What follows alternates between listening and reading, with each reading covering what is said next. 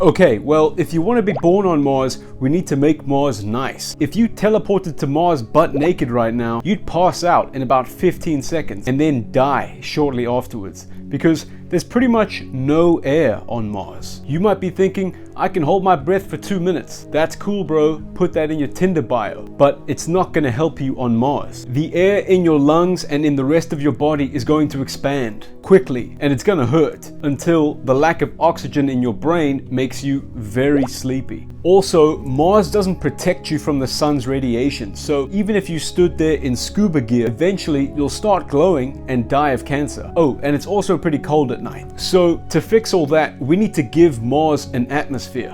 What does that mean? That means putting a lot of gas on the surface of Mars so that you don't get hypoxia and die. How do we get that much gas there? Well, we visit the Kuiper Belt. It's like the asteroid belt, but more icy and further away. It's actually where Pluto lives. Why do we go there? To tell Pluto that he's a planet again. No, we are going because the Kuiper Belt is full of icy comets, and we need to redirect or change the orbit of thousands of frozen comets so that they eventually crash into Mars. I thought we want to live there. Why would we comet bomb it? Because these comets or Kuiper Belt objects are made of frozen gas that will evaporate when they crash into Mars. If we do this enough times, Mars will have enough atmosphere for us to not die immediately. Then we let Mars warm up a little, put a couple houseplants around, and all of a sudden Mars starts to look a lot like Earth. Breathable air, liquid water, too many Grand Canyons to count, but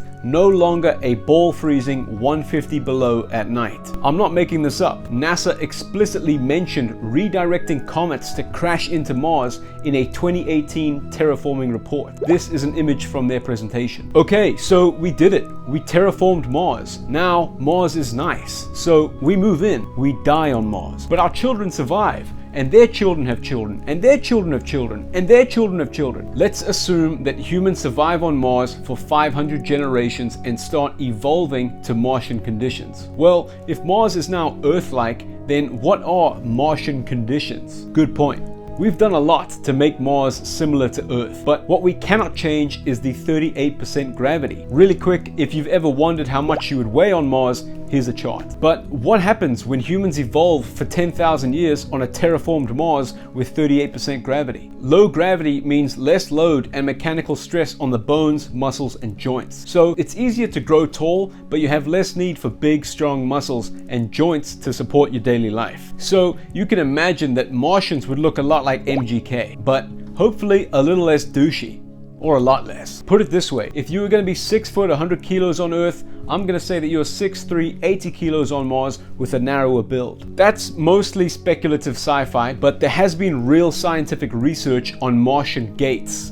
I mean gaits with an I, as in how you walk. Universities like MIT and King's College in London did experiments to figure out how humans would prefer to walk on Mars. They've literally built labs where they tested people walking and running at simulated Mars gravity. It sounds like a waste of money to me, but it means that this video is now backed by legitimate research, so I'm okay with it. They found that people actually bounce higher, take longer strides, and use about half as much energy as they would if they were walking on Earth. They found that instead of walking, we are more likely to do something called loping, which is somewhere between walking, skipping, and running. It's more of a push, float, land as opposed to step, step here on Earth. It looks like this, and Martians would become very used to loping around like this. Lastly, before we move on, let's take a quick look beneath the hood. The Martian cardiovascular system wouldn't need to be as strong as it is on Earth because it's no longer fighting full gravity to pump blood around the body. So Martian hearts may be a little smaller than hearts on Earth, which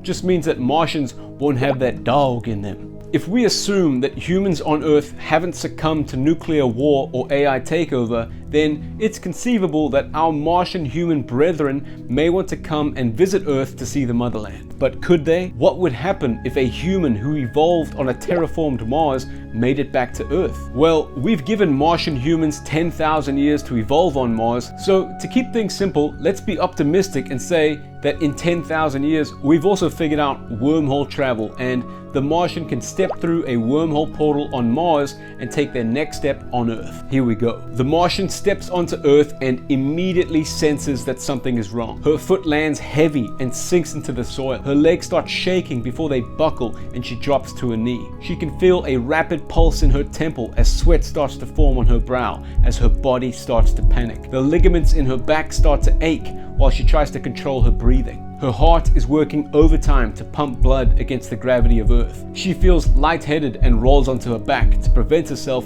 from passing out. It feels like she's drowning in her own skin, not the holiday she expected. Can you imagine being sucked down towards Earth at twice the speed that you're used to? Your muscles can't cope with the weight of your own body, and you lay on your back breathing heavily, wondering if the air is thinner here too. It's not, but it sure feels like it, which is kind of ironic considering how thin the air used to be on Mars. Eventually, the Martian struggles her way up back to her feet. Heart pounding, legs shaking, sweating, breathing heavy. She's determined to walk on Earth, but she feels so awkward and unbalanced. She's used to loping on Mars, and now it feels like the Earth has a magnet pulling her down to the ground. Every time she lifts a foot, it slams back down and she loses balance. She takes baby steps with great effort, leaning against trees and anything else she can put her weight on. The motherland is a harsh place for a Martian. Now, what if the Martian stays on Earth for a while? Well, she's not going to suddenly develop thicker muscles and joints over the course of a few weeks or even years without actually lifting weights and eating in a surplus, and her genetics will be a perpetual limitation. What may happen over time is that her walking technique improves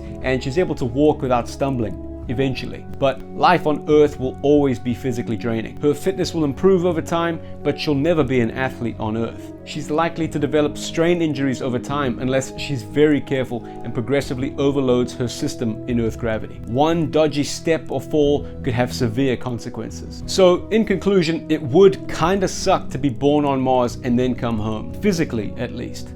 Culturally is a whole other can of worms that I'd like to open in another video. If you're interested in what terraformed Martian culture might be like, leave a comment and a like, and hit a refresh, and make a second account and subscribe on that one, and then send this to your family group and tell them that you're being held hostage, and if they don't make 3 accounts and subscribe, then who knows what could happen. But if you're not interested in Martian culture, then just create 10 accounts and subscribe on all of them. Peace.